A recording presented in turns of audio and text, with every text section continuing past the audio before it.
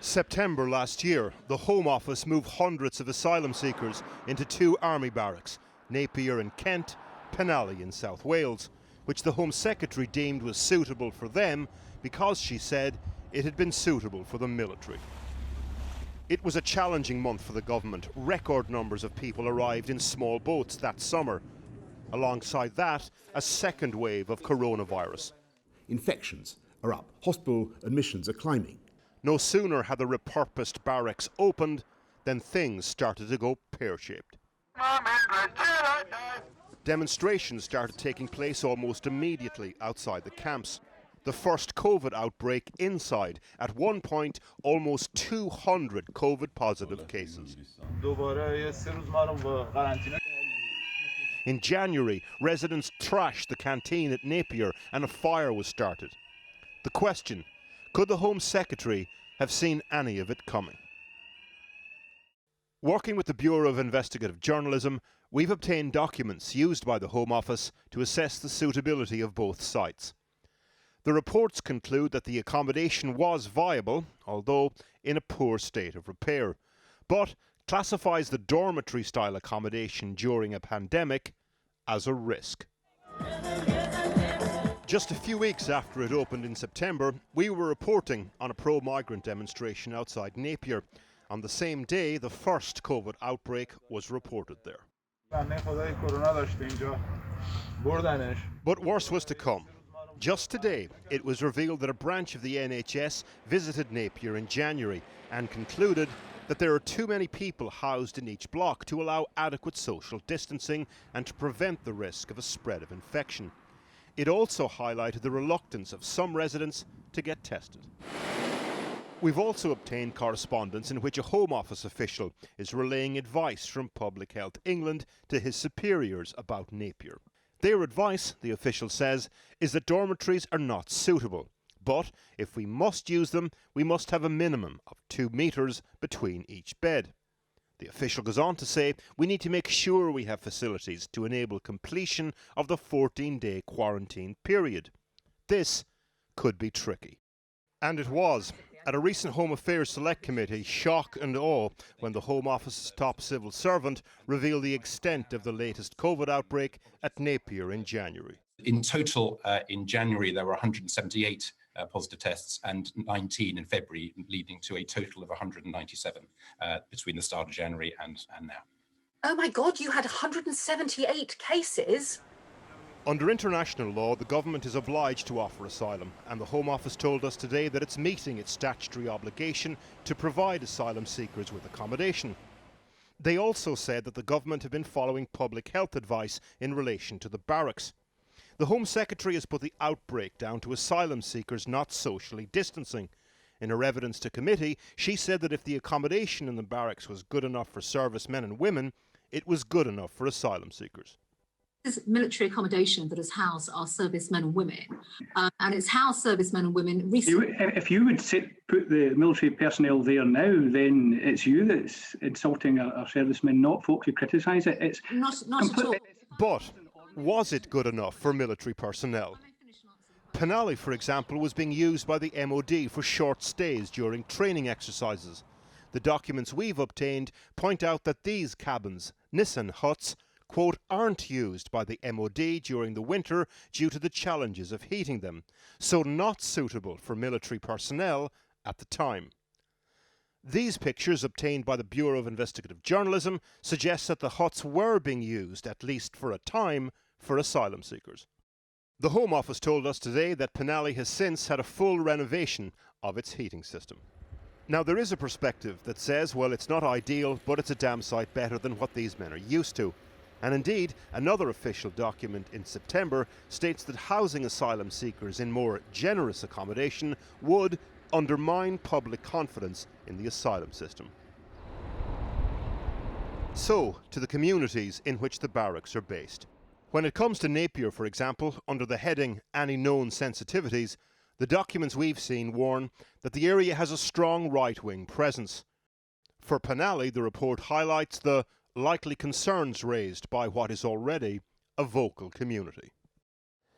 In other words, the Home Office had been warned of the possibility of a certain amount of disquiet locally when it came to placing that number of asylum seekers just outside the village. So you might have assumed that they would have gone the extra mile in terms of engaging with people and giving them reassurances locally. If you have assumed that, unfortunately, you would have been wrong. We asked this councillor, when did local politicians first hear about the Penally camp opening for asylum seekers? It's bypassed Welsh Government, it's bypassed the local authority, it bypassed me, it bypassed the community and the community council. Like, when did you hear about it? I heard about it on the Friday afternoon before the Monday when the first asylum seekers arrived at Penally camp. The Home Office did not address these points in their response to us today. This man has been at Penally for months now, one of about 50 people now left there. Similar numbers are at Napier after the COVID outbreak. He's asked for anonymity, worried that it could affect his asylum claim. He's not complaining about the accommodation per se, but says he knows what conflict looks like. And it looks like an army barracks.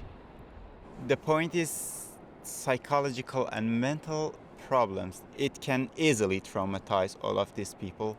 Security guards, with gates, wires, fences. He tells us he's a student of politics. For him, that is what the determination to keep the barracks open is all about. Porrick O'Brien, well, while we're on the Home Office, its former top civil servant has settled his employment tribunal claim after he launched legal action against the Home Secretary Priti Patel. It's understood he received £340,000 plus legal costs. Sir Philip Rutnam had accused Ms Patel of a vicious and orchestrated briefing campaign against him. He resigned from his post last year amid allegations that she had bullied staff. The government said it was pleased the settlement had been reached, but it did not accept liability. Well, earlier I spoke to the chair of the Home Affairs Select Committee, the Labour MP Yvette Cooper, and I started by asking her what should have happened when it came to housing asylum seekers. Well, I think it's just shocking that the Home Office ever thought that putting so many people in a dormitory in the middle of a pandemic was a good idea. And it's unsurprising and awful that there's been such a big outbreak of COVID at Napier Barracks, but it really should have been obvious to everyone involved that it was the wrong thing to do to have people in these kinds of conditions. It clearly wasn't COVID safe. The Home Office's response seems to be, if it's good enough for soldiers, it's good enough for asylum seekers. But it clearly wasn't in the middle of a pandemic. It clearly wasn't appropriate to put so many people into dormitory accommodation. And we've also seen, by the look of it, that it was inappropriate accommodation for staff who were also sleeping 3 people to a room. And to have such a substantial outbreak in the barracks just shows that the accommodation arrangements were not compliant with the kinds of things that we would expect to happen in the middle of a pandemic. But do you think taxpayers should be paying for asylum seekers to stay in hotels? We have to have a system that makes sure that we support people and have a proper process for people who are fleeing from persecution. That's what the UK has always done. We've always had a tradition of helping people who have fled conflict, persecution, or terrible things happening. And there has to be a system in place to make sure that that is done fairly and that each individual claim is properly fairly checked. But the problem we've got at the moment is there's such a huge backlog in deciding these cases that as a result the Home Office doesn't have the accommodation in place. The simplest thing they should do is actually bring the backlog down. What do you make of Priti Patel's attitude towards this? Is she more in tune perhaps with public opinion? I actually don't think it is in keeping with public opinion to put people in dormitory accommodation in the middle of a pandemic. You know, to have a situation where the people who were the asylum seekers in the accommodation, but also the staff in the accommodation, people who were working in the local community would be affected by this. I just think, to be honest, I think that is the view of the majority of people across the country. Put basic provisions in place to make sure that people don't get COVID.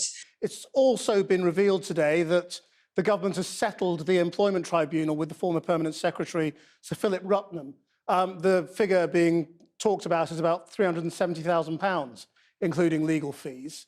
What do you think of that? Well, this clearly is a real concern, because for us to reach a point where the relationships at the top of the Home Office had obviously become so dysfunctional, that for a major department of state, I think is very serious.